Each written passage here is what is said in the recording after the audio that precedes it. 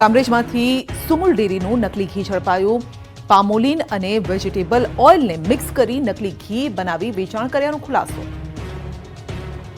રાજ્યમાં જાણે નકલીની ભરમાર ચાલી રહી હોય તેવું લાગે છે। હવે સુરતના કામરેજમાંથી નકલી ઘી ઝડપાતા ખળભળાટ મચી ગયો। પોલીસે કઠોર ગામે આવેલ માનસરોવર રેસિડેન્સીમાં દરોડા પાડી નકલી ઘી ઝડપી પાડ્યું। ફ્લેટમાંથી સુમુલ ડેરી જેવા જ પેકિંગ ધરાવતા નકલીનો વેપલો ચાલી રહ્યો હોવાનો ઘટસ્ફોટ થયો। પોલીસે હાલ એક વ્યક્તિની ધરપકડ કરી છે। પોલીસે પ્રવીણ હરખાણીને ઝડપીને 1 લાખ રૂપિયાનો મુદ્દામાલ જપ્ત કર્યો। આ ઘટનામાં પોલીસે 4 લોકોને વોન્ટેડ જાહેર કરી કાયદેસરની કાર્યવાહી હાથ ધરી।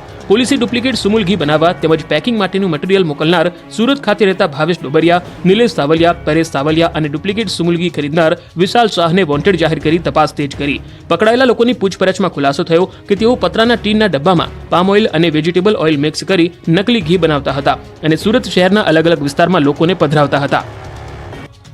નવા વર્ષની ઉજવણી પહેલા બોર્ડર પર પોલીસનું સઘન ચેકિંગ, ચેકપોસ્ટ પર પોલીસનો ચાંપતો બંદોબસ્ત।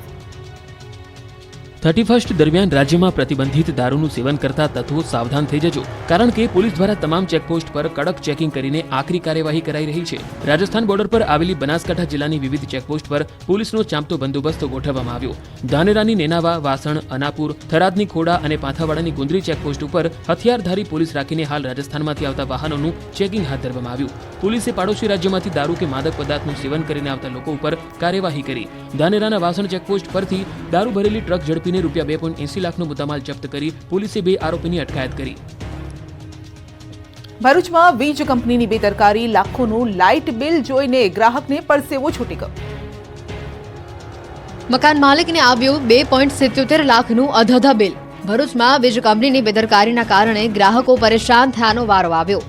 દહેજ બાયપાસ ઉપર આવેલા માંગલ્ય રેસિડેન્સી સોસાયટીના મકાન નંબર C403માં રહેતા શુભમ નરેન્દ્ર પટેલને વીજ કંપનીની બેદરકારીના કારણે ઝટકો લાગ્યો। સામાન્ય રીતે વીજળીનું બિલ 5,000ની આસપાસ આવતું હોય છે। તેમને તાજેતરમાં જ ₹2,77,000 બિલ આવતા ગ્રાહકને ભર શિયાળે પરસેવો છૂટી ગયો।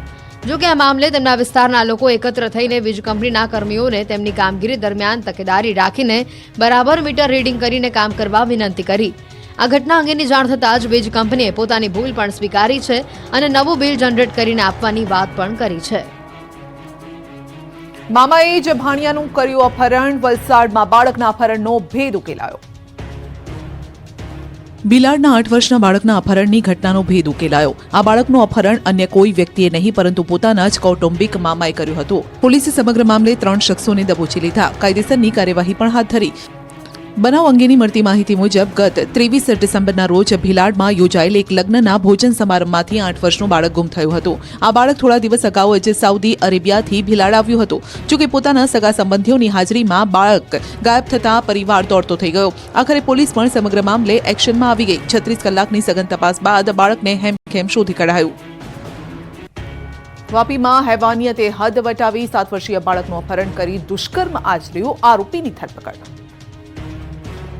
વાપીના ચીરી વિસ્તારમાં 7 વર્ષીય બાળક સાથે દુષ્કર્મ કરી હત્યા કર્યાની ઘટના પ્રકાશમાં આવી છે। પાડોશમાં જ રહેતા શિવકુમાર ઉર્ફે શિવા કાંતા રવિદાસ નામના 28 વર્ષીય યુવકે બાળકને 10 રૂપિયાની લાલચ આપી તેને ઝાડી ઝાંખરામાં લઈ ગયો। નરાધમની કરતૂત અહીંથી જ ન અટકી। તેણે બાળક સાથે દુષ્કર્મ આચર્યું, ત્યારબાદ તેની તીક્ષ્ણ હથિયાર વડે હત્યા કરી નાખી। પોલીસે આરોપીની ધરપકડ કરી તેની સામે કાયદેસરની કાર્યવાહી કરી છે। નોંધનીય છે કે થોડા દિવસ પહેલા વાપીના ચીરી વિસ્તારમાં આવેલા રણછોડ નગરમાં રહેતા પરિવારનો 7 વર્ષીય બાળક એકાએક ગુમ થવાની જાણકારી પોલીસને મળી હતી। બાળકની ભાળ મેળવવા 200 જેટલા પોલીસ કર્મીઓ તેમજ સ્થાનિકો કામે લાગ્યા હતા। પોલીસે ડ્રોન મારફતે પણ બાળકને શોધવાના તમામ પ્રયાસો કર્યા। ભારે જહેમત બાદ બાળક તેના ઘરથી નજીક ઝાડી ઝાંખરામાંથી મૃત હાલતમાં મળી આવ્યો હતો। તોફાની તત્વોને પોલીસે કરાવ્યું કાયદાનું ભાન, આરોપીઓનું સરઘસ કાઢ્યું। સુરતમાં બીઆરટીએસ બસના ચાલકને માર મારીને તોડફોડ કરનારા 3 શખ્સોને પોલીસે દબોચી લીધા છે। આ શખ્સોને કાયદાનો પાઠ ભણાવવા માટે પોલીસે આરોપીઓનું સરઘસ કાઢ્યું। આ શખ્સોને લઈને પોલીસ જાહેર માર્ગ ઉપરથી નીકળી હતી તો બીજી તરફ આરોપીઓને પણ ચાલવામાં તકલીફ પડતી હોવાનું સ્પષ્ટ દેખાઈ રહ્યું હતું। આ પરથી લાગી રહ્યું છે કે પોલીસે બરાબરની સરભરા કરી હતી। ઉલ્લેખનીય છે કે તાજેતરમાં જ ઉધના બીઆરટીએસ રૂટમાં રિક્ષા ચાલક બેફામ બનીને રિક્ષા હંકારી રહ્યો હતો અને બીઆરટીએસ બસના ડ્રાઈવરને સાઈડ આપી રહ્યો ન હતો। તેથી બીઆરટીએસ બસના ડ્રાઈવરે સતત હોર્ન મારતા રિક્ષા ચાલકે બસની આગળ ઓટો રિક્ષાની આડસ ઊભી કરી તેમાં તોડફોડ કરી। અહીંયાથી જ નહીં અટકતા આ શખ્સોએ પેસેન્જર ભરેલી બસના ચાલક ઓજસ રાઠોડને માર મારી ફરાર થઈ ગયા. આ સમગ્ર ઘટના સીસીટીવી કેમેરામાં કેદ થઈ હતી. આ મામલે ઘટનામાં સામેલ 3 આરોપીઓની ધરપકડ કરવામાં આવી છે. ખાતરને લઈ ફરી બબાલ થઈ. આ વખતે ખેડામાં ખેડૂતને કડવો અનુભવ થયો. ખેડા જિલ્લાના માતરના ખેડૂતે ખરીદેલા ડીએપી ખાતરમાં પથ્થર જેવો પદાર્થ નીકળ્યો હોવાનો દાવો કરવામાં આવ્યો હતો. અને જે મામલે ખેડૂતે નાયબ ખેતી નિયામકને ફરિયાદ કરી હતી. ખેતીવાડી વિભાગના અધિકારીઓએ ડેપો પર તપાસ હાથ ધરી. ડેપોમાં હાજર સ્ટોકના સેમ્પલ લેતા તેમાં પણ કચરો અને પથ્થર જેવા પદાર્થો મળી આવ્યા હતા. અધિકારીઓએ સેમ્પલ લઈ લેબોરેટરીમાં તપાસ માટે મોકલ્યા. જો ખાતરમાં કોઈ પદાર્થ મળી આવશે તો ડેપો સામે કાયદેસરની કાર્યવાહી હાથ ધરાશે. ખેડૂતે આ ખાતર જીટીએલ કિસાન સુવિધા કેન્દ્રમાંથી ખરીદ્યું હતું અને જે મામલે ખેડૂત રજૂઆત કરવા માટે પહોંચ્યો હતો. પરંતુ ડેપો પરથી ખાતરમાં પથ્થર જેવા પદાર્થો પોટાશના ગાંગડા હોવાનું જાણવા મળ્યું અને બાદમાં ખેડૂતે નાયબ ખેતી નિયામકને ફરિયાદ કરી હતી.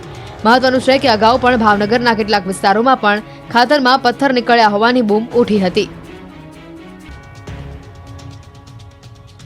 સત્તાધાર આશ્રમ વિવાદમાં કાકાની ફરિયાદ બાદ ભત્રીજા સામે કાર્યવાહી. ભૂતળી આશ્રમના મહંતની ધરપકડ.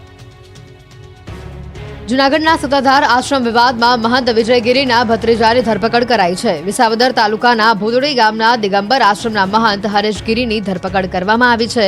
કાકા નીતિન ચાવડાને ધમકાવવાના આરોપમાં ભાવનગર ઘોઘા રોડ પોલીસે તેમના ભત્રીજાની ધરપકડ કરી છે. હરેશગીરી સત્તાધાર આશ્રમના મહંત વિજયગીરીના ભત્રીજા છે. આ સાથે જ ભૂતળીમાં આવેલા આશ્રમના મહંત પણ છે. તેમના સગા કાકાએ 6 ડિસેમ્બરે ઘોઘા રોડ પોલીસ મથકમાં તેમની વિરુદ્ધ ફરિયાદ નોંધાવી હતી. ભાવનગરમાં રહેતા તેમના કાકા નીતિનભાઈ ચાવડાનો આરોપ છે કે મહંત હરેશગીરીએ નવેમ્બર મહિનામાં ફોન ઉપર તેમને અપશબ્દો કહ્યા હતા અને મારી નાખવાની ધમકી આપી હતી. ત્યારે નીતિન ચાવડાની ફરિયાદના આધારે પોલીસે મહંત હરેશગીરીની ધરપકડ કરી લીધી છે.